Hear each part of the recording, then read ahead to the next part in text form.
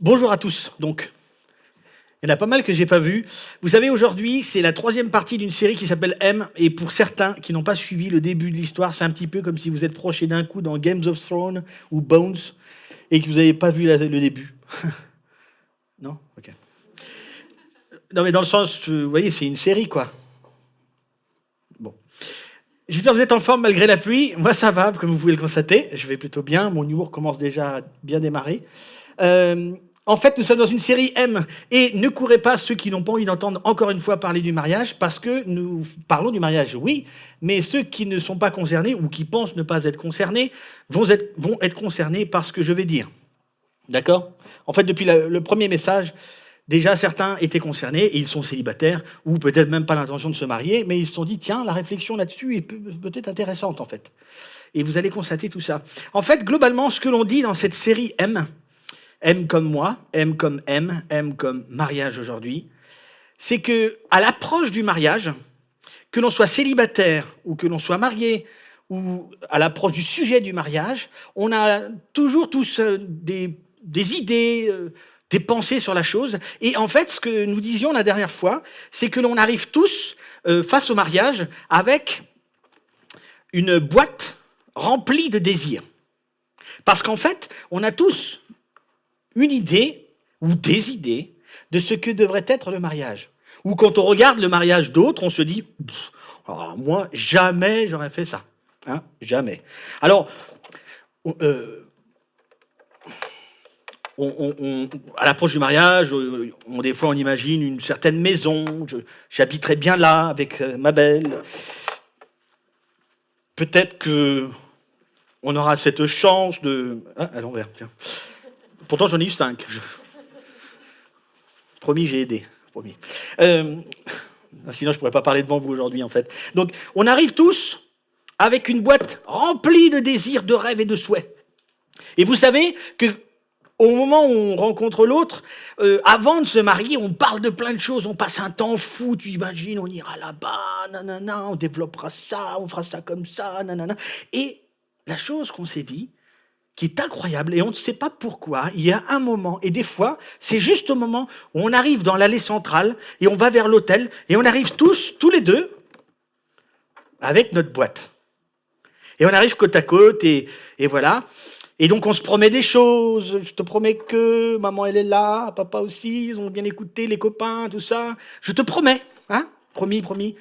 Et tout ça, et on a tous une boîte de désirs comme ça, et on a remarqué une chose, c'est que parfois même juste en sortant du lieu où on était, que ce soit la mairie, l'église, tout ce que vous voulez, on a la tendance à mettre nos désirs dans une autre boîte. Ah les gars?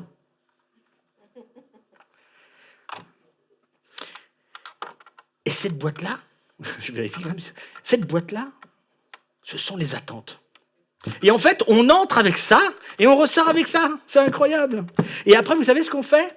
On prend toute cette boîte d'attente et on la déverse sur les épaules de l'autre. Et après, ça y est, on y est, ma chérie. En plus, tu me l'as promis. Oui, papa le faisait déjà et toi aussi, du coup. Hein? Maman était comme ça et ma chérie. Et donc on attend. Et on a ces attentes-là. Et on s'est aperçu d'une chose. Je ne vais pas refaire le premier message, ne vous inquiétez pas pour ceux qui étaient là au départ. Ce passage-là se passe à un moment et on ne sait pas pourquoi. Mais au bout d'un moment, ça se passe.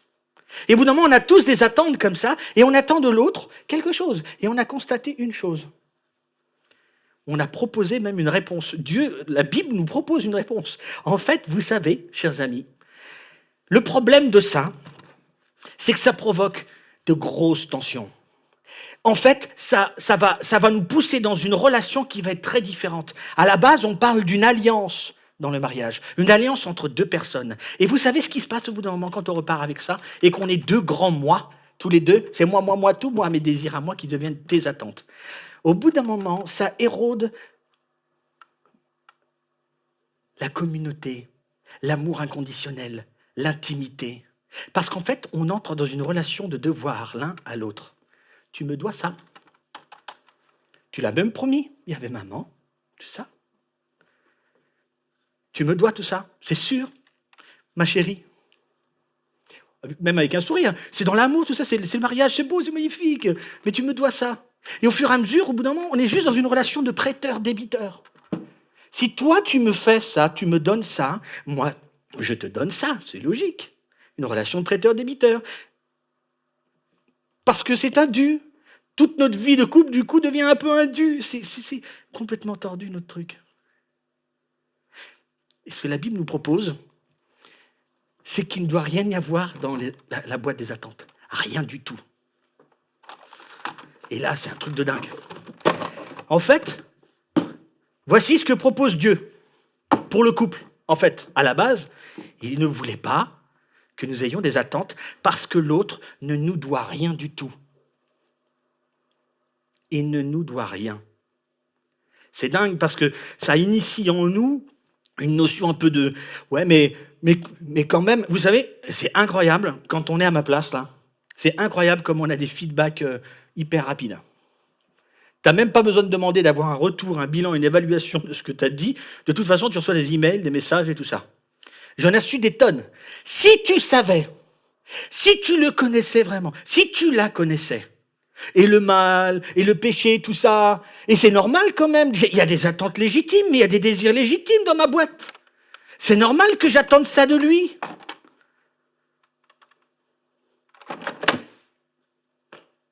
Ben non.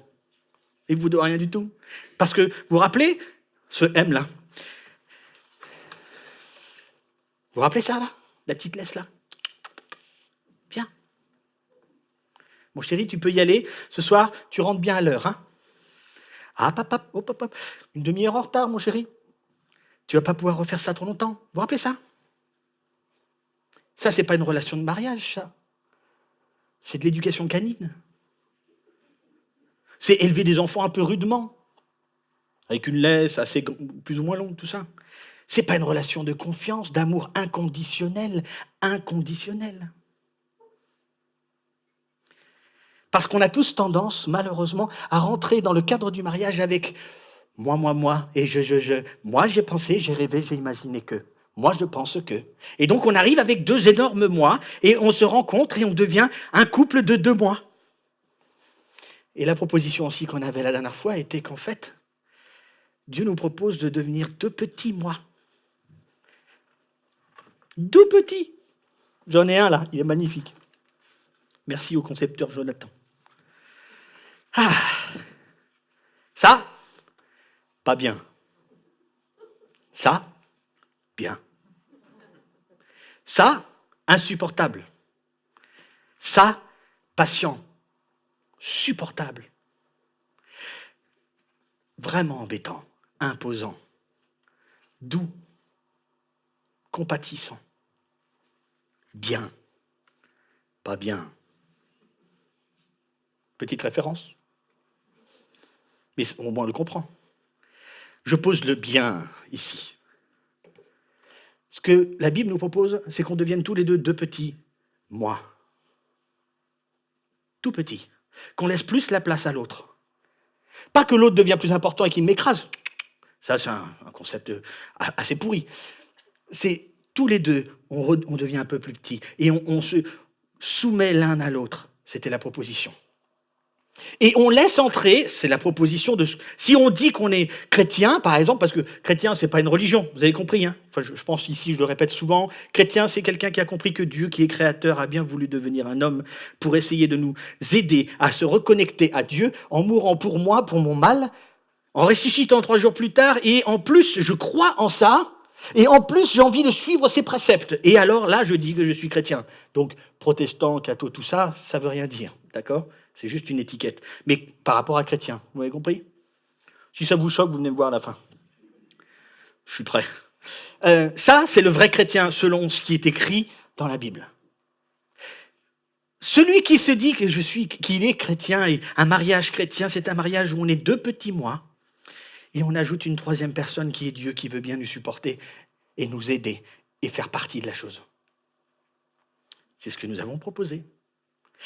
Vous savez, le seul problème de tout ça, revenons à nos boîtes.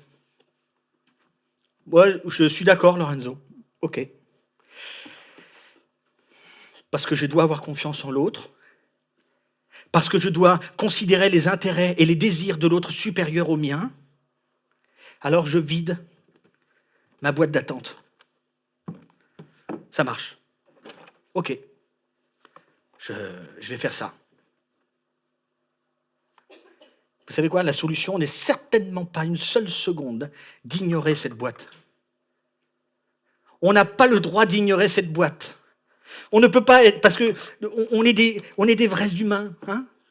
On a des désirs, des rêves et des souhaits, et c'est magnifique. Il y en a qui sont légitimes, d'autres moins. Alors le tri est compliqué. L'idée d'aujourd'hui, c'est surtout, qu'est-ce que l'on fait de ce qui est là-dedans? Qu'est-ce que j'en fais? Je l'ignore? Non, absolument pas. Ouais, mais quand même, le respect, ce sont des choses légitimes. Oui, évidemment. Ce qui est compliqué, si dans un mariage, on n'a qu'un des deux qui pratique ce que nous sommes en train de dire maintenant, ça devient super compliqué. C'est beaucoup plus dur. De ne pas avoir des attentes vis-à-vis de l'autre, alors que l'autre en a énormément. Ça devient compliqué. Donc l'idéal, c'est que les deux arrivent à le faire. Qu'est-ce qu'on fait avec ce qui est là-dedans? Aujourd'hui, je vais aborder un texte dans le Nouveau Testament. Donc c'est la partie la plus récente, nouveau, okay. Qui se trouve à droite, la plus petite.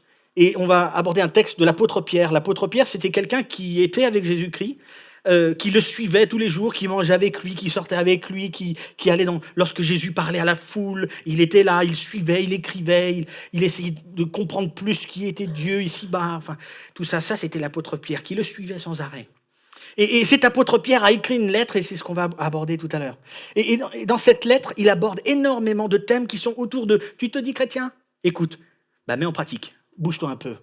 Voilà un peu comment on va mettre tout ça en pratique. » Et dans le passage particulièrement qu'on va voir aujourd'hui, c'est de ça qu'il parle. Il ne s'agit pas d'un passage qui est réservé qu'aux mariés, donc ceux qui ne le sont pas restés. Parce que vous allez voir, c'est réservé à tous. Dans le contexte, ça ne parle pas tout de suite du mariage, là, ça parle de tous. Mais combien plus dans le cadre du mariage? Parce que vous savez, le problème qui se passe, lorsque je vide mes attentes, et que je repars avec ça en me disant, non, d'abord, je vais me focaliser sur ses désirs à lui, ses rêves à lui, ses souhaits à elle, ses désirs à elle, d'abord, avant les miens. Vous savez ce qui se passe quand même, malgré tout, au bout d'un moment? C'est que s'il n'y a pas de réponse de l'autre côté, si lui n'accomplit jamais certains des désirs que j'ai, les désirs les plus légitimes, alors il commence à y avoir des frustrations, des soucis, de l'anxiété qui commence à pousser. Parce que, d'accord Lorenzo, ok, je vide les attentes et je garde mon truc, et je me focalise sur ses désirs et ses rêves et ses souhaits. Mais moi, quand il ne répond pas, comment je gère ça? Parce que c'est quand même balèze. Parce qu'on a envie, on est des humains, on est fait de manière tellement géniale, on a envie que des rêves et des souhaits se réalisent et nos désirs les plus profonds.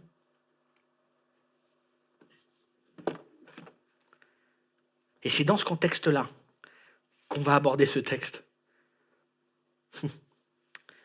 Parce que ce texte va aborder cette thématique de « mais qu'est-ce que tu vas faire de tous ces soucis, cette anxiété? Comment tu vas réussir à passer au-delà pour arriver à te focaliser sur les désirs de l'autre et éliminer tes attentes ?» Parce que vous savez, dans un couple, il y a deux manières de faire.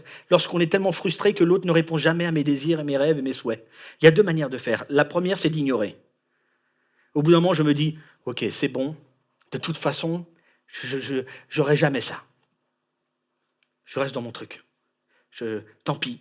Je vais faire comme s'il n'y avait rien, et c'est pas grave. Et ce que je voyais comme bon exemple de papa et maman, je le mets de côté. Et ce que je voyais de là, c'est pas grave. J'ignore. Vous savez ce que ça fait, ça? C'est qu'au bout d'un moment, la croissance de l'anxiété et des soucis est énorme. Et qu'au bout d'un moment, ça ne tient plus. Mais il y en a des couples comme ça. Ou alors, il y a la version compromis aussi. Et la version aussi, ok, il ne peut pas répondre à mes désirs, mes rêves et mes souhaits. Ben moi, je vais répondre. Ben, je vais passer plus de temps avec des potes. Je vais passer plus de temps à jouer au tennis. Je vais passer plus... Vous savez ce que c'est cette manière-là de zapper tous ces soucis et cette anxiété. C'est de s'occuper. Eh ben, je passe de plus en plus de temps dans mon boulot. Je passe de plus en plus de temps à jouer au squash, à voir des sorties de copains, à voir des sorties de copines. C'est une manière de zapper les soucis et l'anxiété, vous savez. Ignorer ou s'occuper. Et c'est toujours pas la bonne solution. On va aborder ce texte. J'ai envie de sauter dedans là.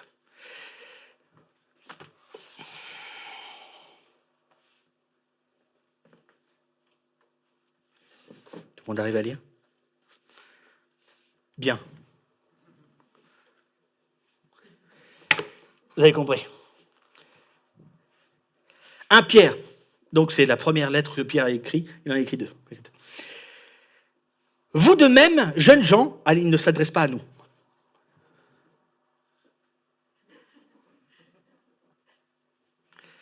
Vous de... plusieurs, mais pas beaucoup. Vous de même, jeunes gens, soumettez-vous...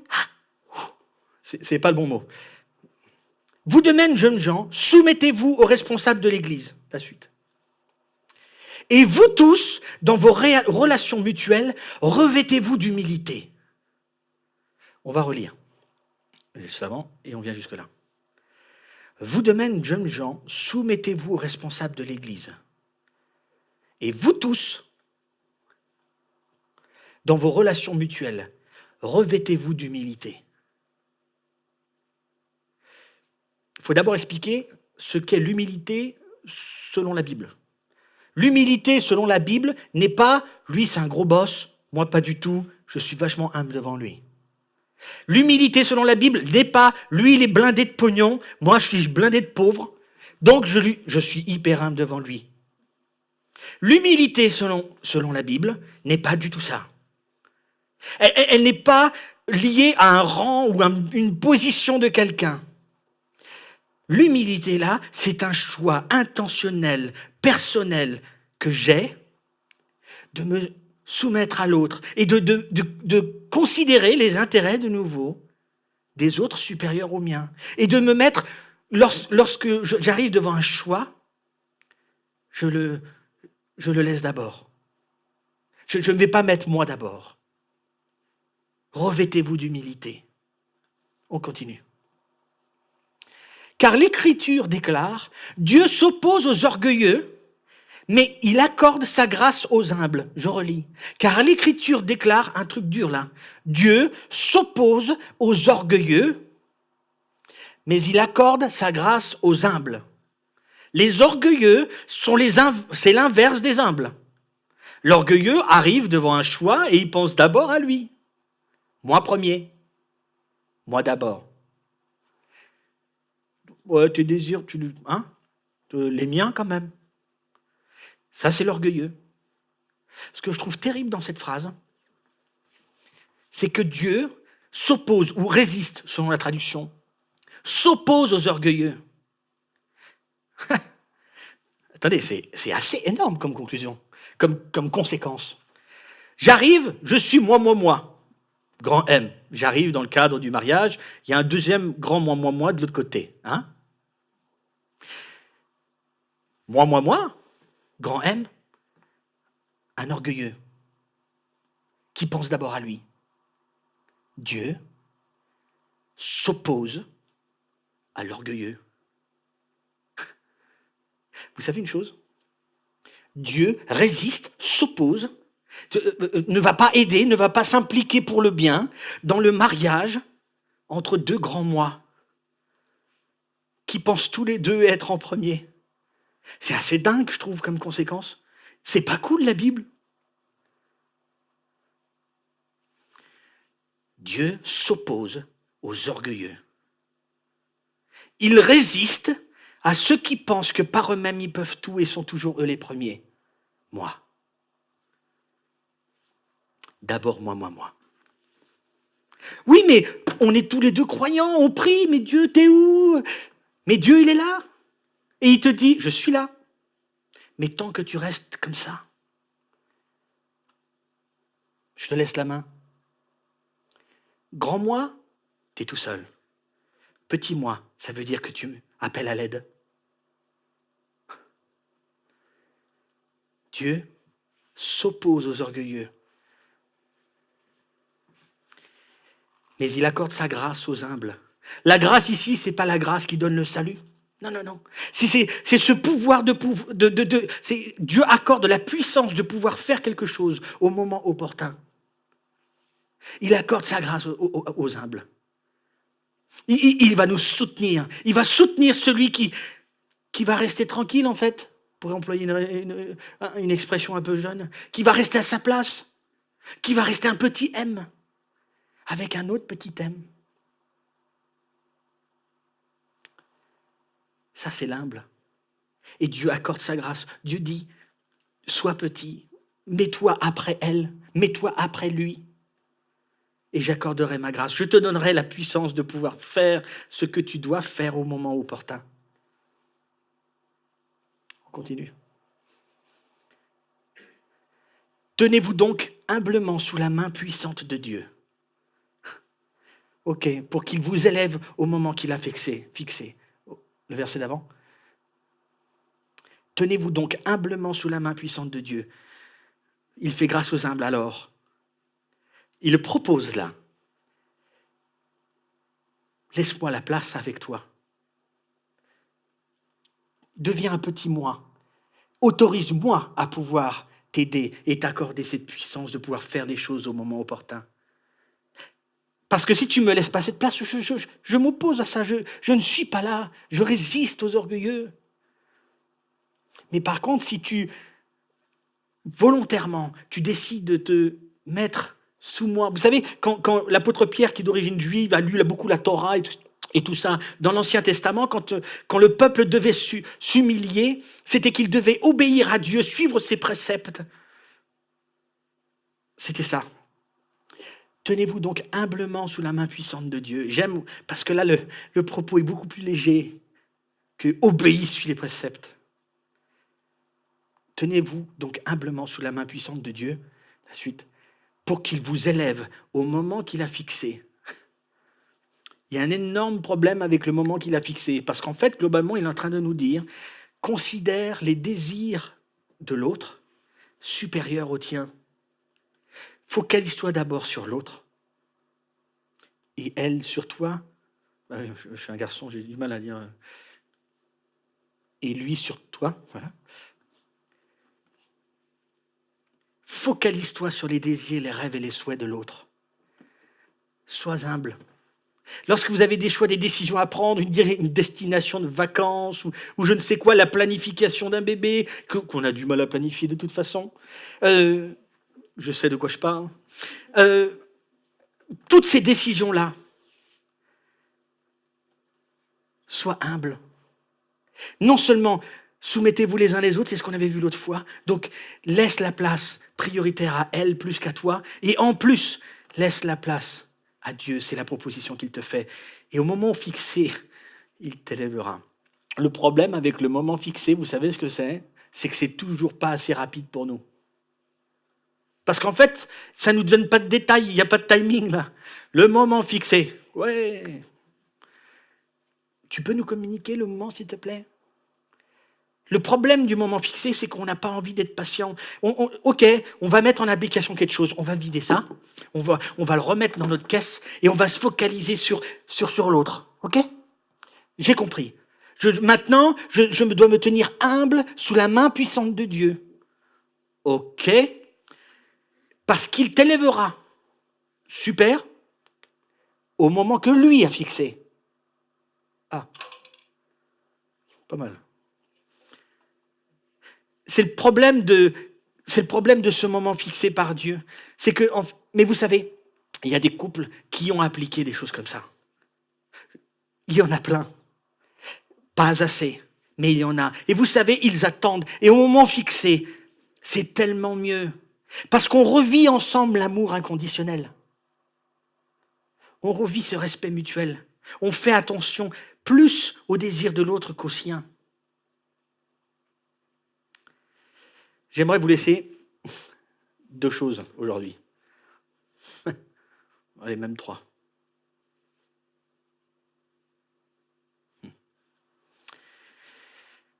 Un mariage sain, S-A-I-N, un bon mariage, et un bon mariage chrétien n'est pas juste « Ok, j'ai compris, je sais ce que je vais faire ». La suite du texte. Vous allez voir. Déchargez-vous sur lui de tous vos soucis, car il prend soin de vous.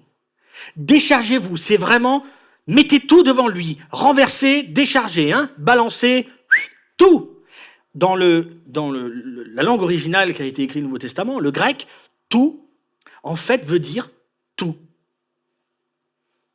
D'accord? Il n'y a pas de doute, quoi. Déchargez-vous de tous vos soucis.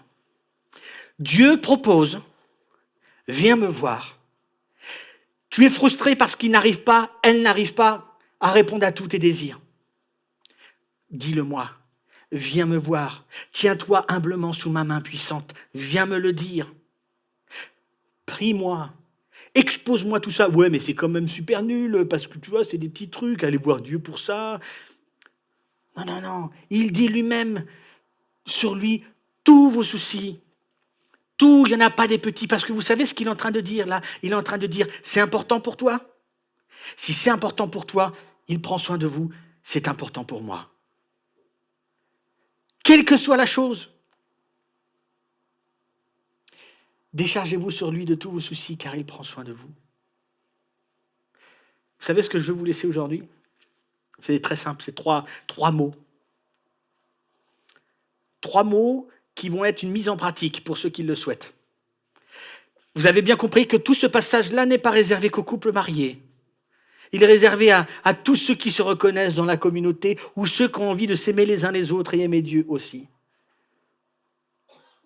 C'est pour tous.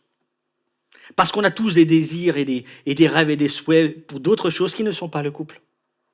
Et on impose parfois des attentes à l'autre et qu'il faut arrêter. Ce serait tellement beau.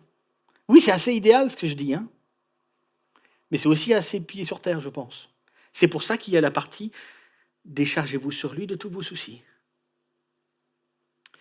Vous savez, la relation que l'on a, tout à l'heure ça a été dit dans une des chansons, la relation que l'on a avec Dieu, c'est une relation pas du tout de prêteur-débiteur. Parce qu'il nous dit « Viens comme tu es, venez comme vous êtes ». C'est pas McDo, ok? Mais c'est « Viens comme tu es ». Tu n'as pas besoin de ressembler à quelque chose de particulier, tu n'as pas besoin de coller un certain moule, tu n'as pas besoin d'avoir un certain style, etc. Tu peux aller vers Dieu qui t'attend comme tu es. Et lui dit « Ok, tu n'es pas si bon que ça, en fait, Lorenzo, dans le fond. Mais je t'accepte comme tu es. Et j'annule ta dette. » Et du coup, il n'y a plus de prêteur-débiteur. Parce que lui nous dit « Tu ne me dois rien. Tu ne me dois rien du tout. » Si je vous dis tout ça, c'est très simple. De la même manière que nous ne devons rien à Dieu, nous ne devons rien à l'autre. On se garde nos désirs dans notre boîte et on va essayer de se focaliser sur ceux de l'autre. Lui ne me doit rien. C'est ça l'amour inconditionnel. Est-ce qu'on est capable, est-ce qu'on a envie de vivre ça dans un couple, même entre nous? Parce que ça nécessite forcément qu'on va rebâtir une confiance absolue. Et c'est super compliqué. J'aimerais vous laisser 3 choses à faire. 3 mots. Si vous voulez les noter, vous les notez. C'est les 3 choses que je vais vous laisser pour repartir avec du boulot. C'est pour ceux qui ont envie de travailler à la maison. Attention, parce qu'il y a des parties dangereuses pour les couples, donc je vous préviens déjà. La première chose à faire dans le couple, c'est une réalité. Le premier mot que j'aimerais vous laisser, c'est confesser. Soyez le premier à dire à l'autre, je suis désolé. Je me rends compte de toutes les attentes que j'ai pu avoir à ton égard. Je suis conscient des attentes que j'ai mises sur tes épaules.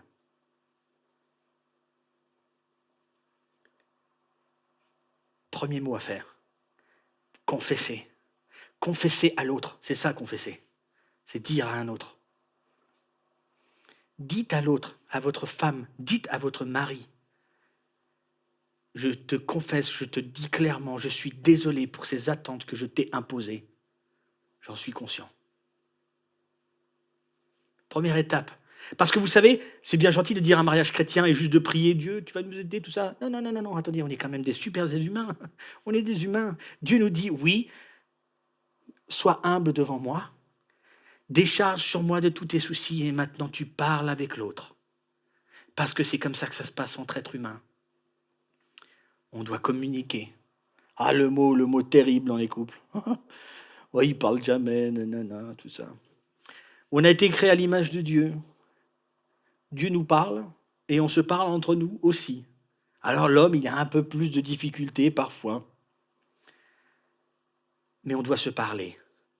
On doit confesser à l'autre, premier mot. Le deuxième mot, c'est demander. Je vais vous proposer 2 questions. La première question est très simple. Vous demandez à votre époux ou à votre épouse ceci. Est-ce qu'il y a des domaines dans notre vie de couple? Est-ce qu'il y a des domaines où tu ressens de la pression de ma part? Est-ce que tu ressens des attentes que j'ai à ton égard? Osez poser cette question. Vous savez pourquoi? La partie confesser, vous êtes en train de dire quelque chose dont vous êtes conscient.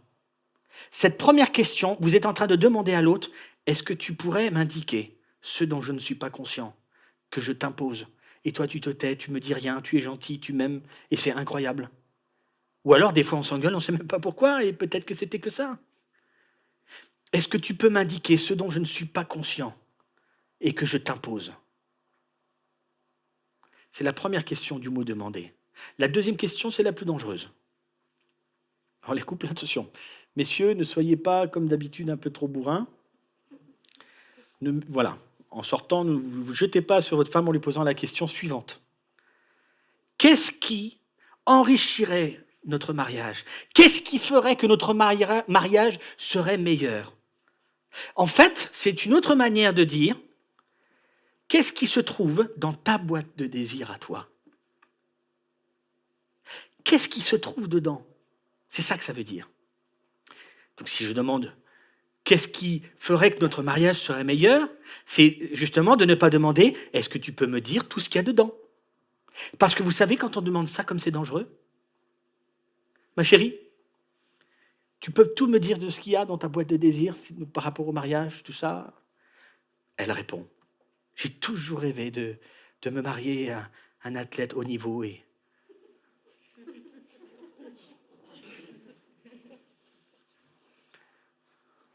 elle peut le dire à sa maman. Parce que vous savez, le problème, c'est que dans cette boîte-là, il y a des choses tout à fait légitimes. Il y a des choses qui ne le sont pas. Il y a des choses aussi qui ne se réaliseront jamais. Il y a des choses qui ne se réaliseront jamais. Notre monde n'est pas assez parfait. Et si on commence à balancer quelque chose, oh ça si quand même, ma chérie, si tu vois l'enregistrement. Bref, s'il y a des choses là-dedans qui sont dites qui ne sont pas réalisables, vous savez ce que ça produit chez l'autre? Un échec. Parce que jamais il pourra le faire, jamais il pourra réaliser ça. Tu le souhaiterais du plus profond de ton cœur, mon amour, mais c'est pas possible. Vous savez, c'est le type de truc, des fois, même qui sort. On a une dispute, et au bout d'un moment dans la dispute, il n'y a plus d'argument. Alors on sort un truc de dingue. De toute façon, jamais tu pourras. Parce que je vous garantis que ça, c'est exterminant, ça. Parce que là, tu vas vivre l'échec pendant longtemps. Avec modération, cette deuxième question. Qu'est-ce que je pourrais faire pour que notre mariage aille mieux? D'accord? Demandez pas tout le paquet d'un coup. Trop dangereux. Confessez, demandez 2 questions. Troisième, remercier, récompenser, reconnaître. Reconnaissance. Vous savez, chose récompensée, chose répétée. C'est comme ça que ça marche. D'ailleurs, aujourd'hui, on va le vivre aussi à la fin de notre célébration. Une chose récompensée est une chose répétée. Si vous voyez un petit quelque chose qui est pour vous ce que vous avez toujours désiré dans le mariage, dans le couple. Si vous voyez un petit truc, qu'il a fait de manière intentionnelle ou pas, je dis lui, parce que je me mets dedans, c'est plus facile pour moi.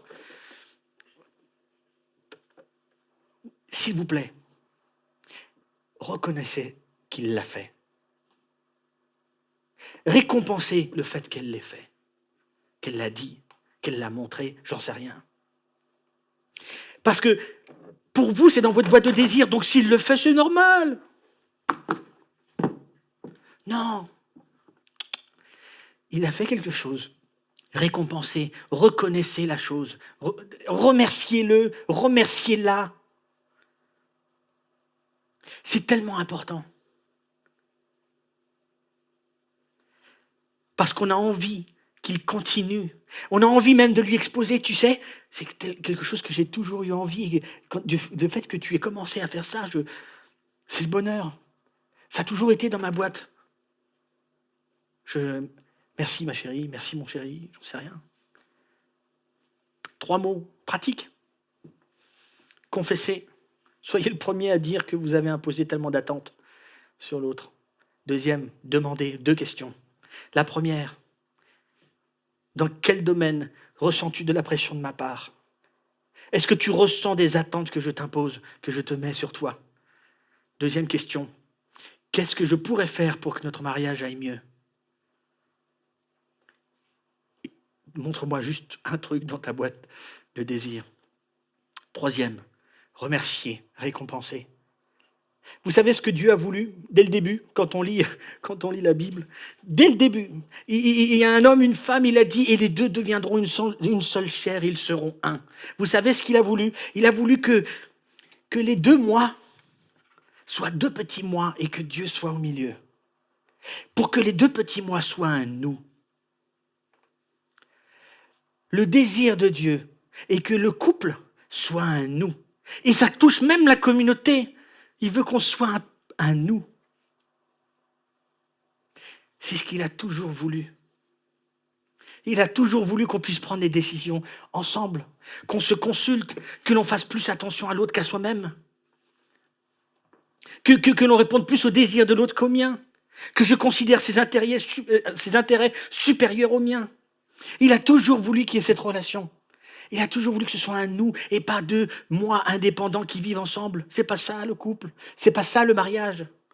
Le mariage, c'est une alliance entre 2 personnes. Ce n'est pas un contrat où 2 personnes vivent ensemble et qui chacun répond aux devoirs de l'autre. C'est tellement plus grand que ça. C'est un nous. Alors, ma prière pour vous aujourd'hui, et je vais conclure en priant. Ma prière, c'est que certains puissent découvrir ça, que d'autres puissent redécouvrir, que certains puissent renouveler leur vision du mariage, que certains puissent imaginer peut-être un jour se marier alors qu'ils ne le sont pas et qu'ils aimeraient peut-être, ou peut-être qu'ils n'ont plus envie du tout en fait à la fin de cette série. Mais que ce que l'on projette soit ce nous, cet amour inconditionnel, que l'on puisse vivre sans ces attentes imposées sur l'autre et se focaliser sur les désirs, les rêves, les souhaits de l'autre, être généreux dans l'humilité. J'aimerais juste prier pour finir ce moment.